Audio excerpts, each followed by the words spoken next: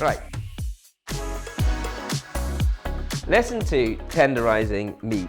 Now, there are so many different forums and things about like velveting and tenderising meat for Chinese cooking. Yes, we do velvet things. Very simple processes to make your meat feel more tender. There are two main ways to velvet your meat. I've decided to kind of do a bit of an experiment for you guys and for myself to sort of show and talk through the differences of various timings of tenderising or not tenderising at all. With the tenderised meat, I'm going to use just chicken breast. With experiments, you need a bit of control, right? So with chicken breast is definitely the tougher part of a chicken meat. So the breast, for sure, I would say, like, can benefit from a bit of tenderising, a bit of velveting here or there. These two here are my two different ways of tenderising, but they've been marinated and velveted for 48 hours. That is way too long, in my opinion. The tenderising ingredients, whether it's bicarb here, this one's just sodium bicarbonate with some salt, sugar, and sesame oil. And then this one here is the more traditional Chinese way to tenderize or velvet your meat with egg white, cornstarch, salt, sugar, sesame oil, and a little bit of oil if you wish. But I find the sesame oil is enough. As I said, cornstarch in there creates that sort of creaminess. You don't want a batter, just a slight creaminess around your meat. These have been sitting in that for 48 hours. In my opinion, way too long. Even 24 hours, too long. But we're doing it as a test run. There's about half a chicken breast in each one of those. So I'm gonna do about a sort of half hour to 45-minute version of the two here. And then I'll do a 10 to 15-minute version here. And then a no tenderized chicken thigh, because it's tender already. Why do you need to tenderize it anymore?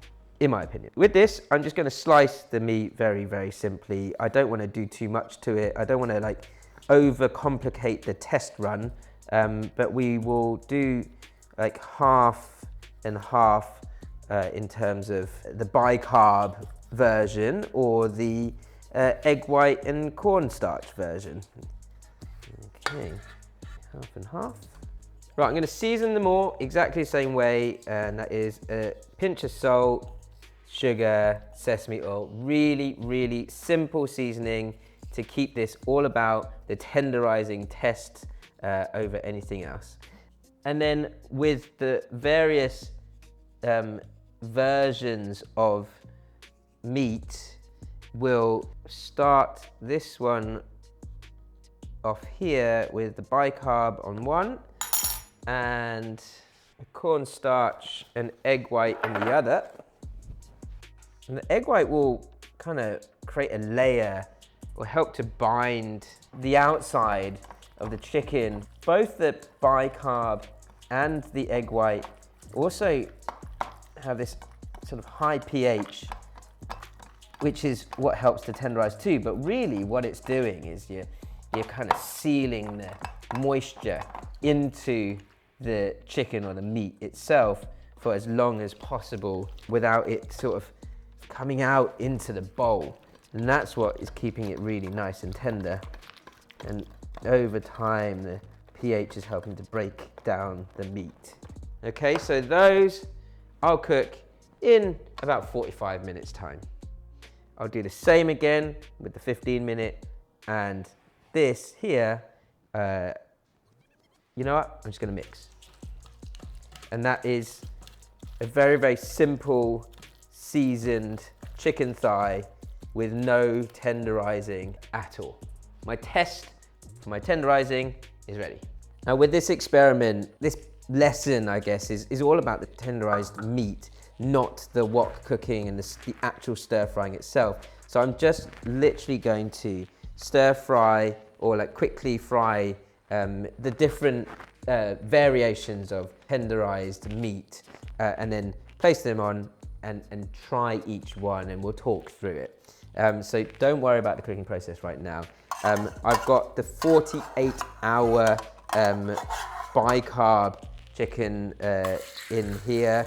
I'm going to kind of put those on one side to start to sizzle up, and then the same, the 48-hour, but with the velveted or more traditional way of velveting egg white and cornstarch chicken breast on the other.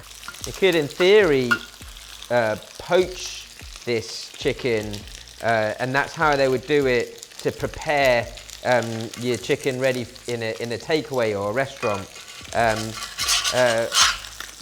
I don't want to lose any of the moisture in the water, so that's why I'm frying this. Whilst it's cooking, just for time, I'm going to cook all these up, and then we'll present it and then have a little taste test of the different tenderising sort of timings. Fast forward. So this bit here is the 48-hour tenderised chicken. The egg white and cornstarch here, you can tell actually from the cooking, because I cooked it in the same wok. This one here is with cornstarch, because you can see it's browned a lot quicker and almost charred. The other one is the bicarb. Let's try that. It's actually not over tenderised at all, which is interesting. The bicarb one has a slightly spongier texture, which actually is not my preference. I prefer the traditional method with the egg white and the cornstarch. Let's go to the 45 minutes. Bicarb here, cornstarch. You can see from the color difference on the searing.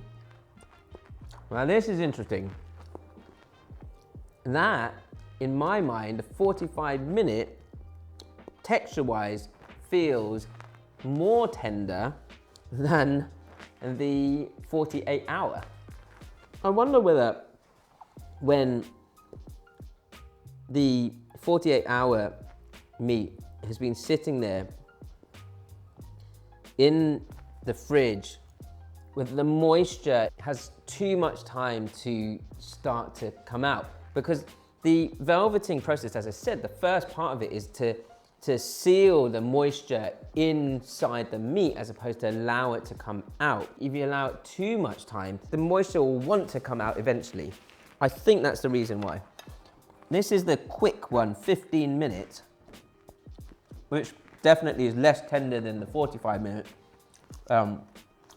But interestingly, each time I go to the egg white, the traditional method of velveting, the egg white, oil, cornstarch, I definitely prefer the texture.